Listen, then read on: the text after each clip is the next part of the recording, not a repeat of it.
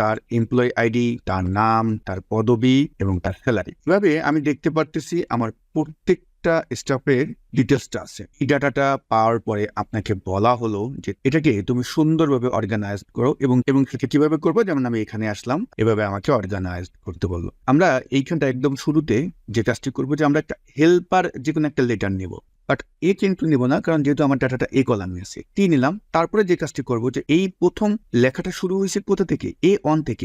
আমরা এখানে A1 দিয়ে দিলাম। আমরা এইটাকে টান দিয়ে লাস্ট পর্যন্ত নিচ্ছি। তারপর আবার এখানে আসলাম এবং এখানে এসে টি আমরা A7 দিয়ে দিলাম। ওকে, এখন আমি এটাকেও এভাবে কর্নারে টান দিয়ে ডানে নিয়ে গেলাম। পরে এই সবগুলো সিলেক্ট করে আপনি নিচে যতটুকু নেওয়ার নেন, পুরোটা সিলেক্ট করে কন্ট্রোল কি করলাম, কন্ট্রোল ফাইন্ড হটের এখানে এসে টি কে সিলেক্ট করবেন এবং রিপ্লেসের জায়গায় এসে আপনি এখন কি করবেন, ইকুয়াল টু সাইনকে কল করে দিবেন। তারপর আমরা রিপ্লেস অল দিয়ে দিলাম। ওয়াও,